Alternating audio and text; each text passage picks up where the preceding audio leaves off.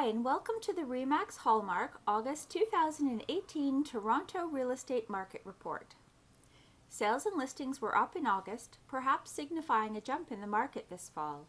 I'll comment more on that in this broadcast as we go through the market report. So let's review some of the Toronto Real Estate Board statistics and see what's happened. Sales were up 8.5% for August compared to last year, with 6,839 houses and condominiums changing hands in all the districts. This was the second lowest number of sales for the month since August 2012.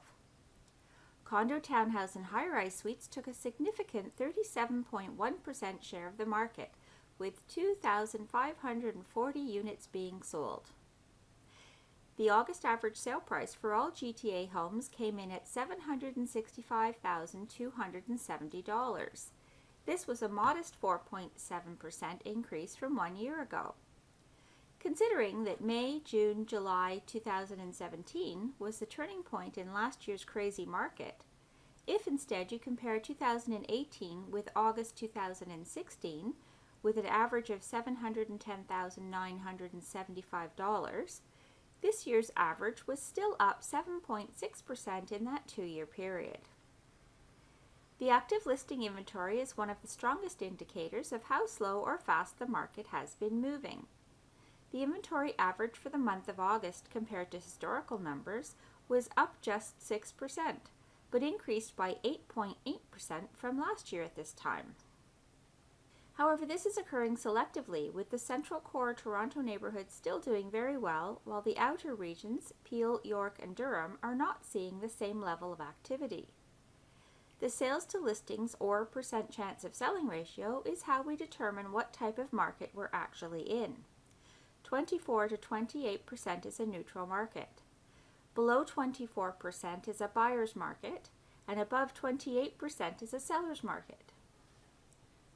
In August, that ratio finished at 38.3%, almost exactly the same as last year.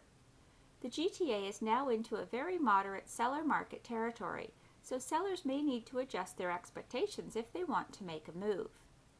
The days on market average for Toronto homes was 27 days, 2 days longer than in July. So let's look at what's happening in the downtown Toronto condominium market. West of Yonge and south of Bloor in the CO1 Treb district, the average sale price for August was $671,895. That average moved up 11.2% from the same time last year.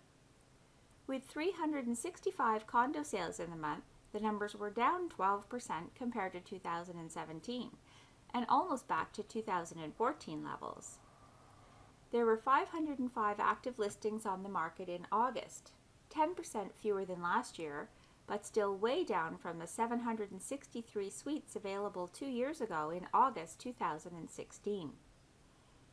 The ratio of sales to listings was 72.3%, which keeps CO1 in an extremely busy seller's market territory. The average days on market came in at 22, 5 days slower than last month. Now, east of Yonge and south of Bloor in the CO8 Treb district, the average sale price for August was $669,060. That number was up 12.9% compared to 2017. And with 140 condo sales in the month, the numbers were down 27% from last year.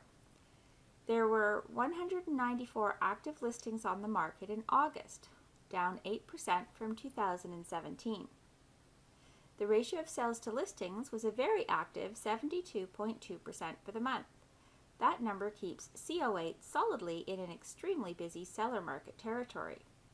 The average days on market came in at 18, 2 days faster than last month. Here's a summary of the significant real estate milestones for Toronto in August 2018. A typical summer market overall, with the usual lower sales and dip in the average selling price. We saw the second lowest August sales since 2012 at 6,839, and the ratio of sales to listings increased slightly to 38.3% in August. We're now in a moderate seller market territory.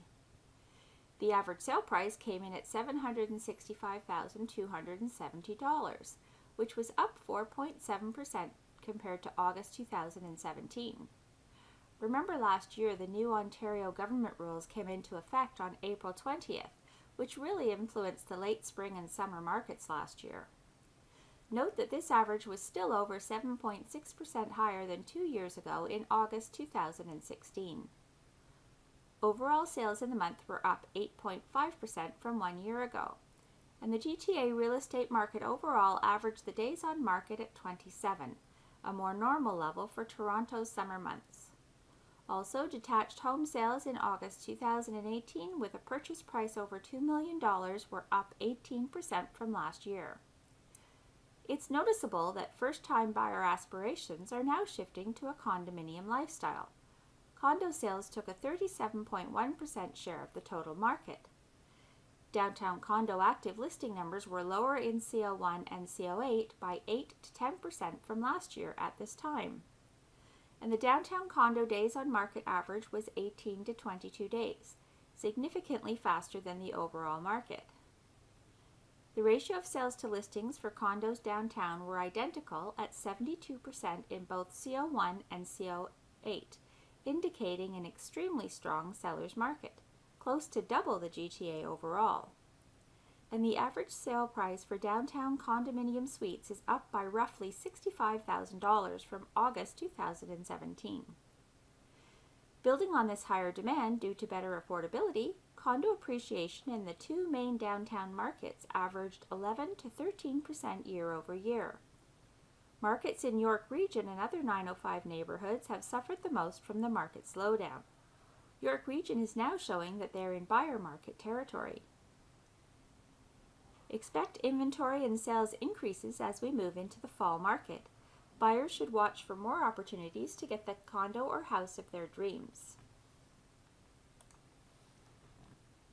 This month, we're looking at the stats for the Toronto Real Estate Board average sale price in August. From the chart, we see that we've definitely recovered from last year's big late spring dip, and the average sale price has exceeded those from 2017 over the last 3 months. Once you look deeper, we can see that sales of detached houses are up 12% in Toronto and 19% in the 905 areas. However, average sale prices have only changed 4.9% and 0.3% respectively in each area. While sales of condo apartments are down 6% in Toronto, they're up by a big 19% in August, almost the same number as the sales increase for detached houses in the 905 districts. Meanwhile, the condominium apartment sector all across the GTA is showing positive appreciation numbers, 8.3% in the 416 and 5.9% in the 905. And as you've heard just a minute ago, the downtown condo market south of Bloor is seeing annual appreciation numbers in the 11 to 13% range. More than ever, if you're a buyer or a seller, you'll need to pay attention to the peculiarities of the specific market, geographic and housing style you're considering when evaluating what to pay or what to list your home for.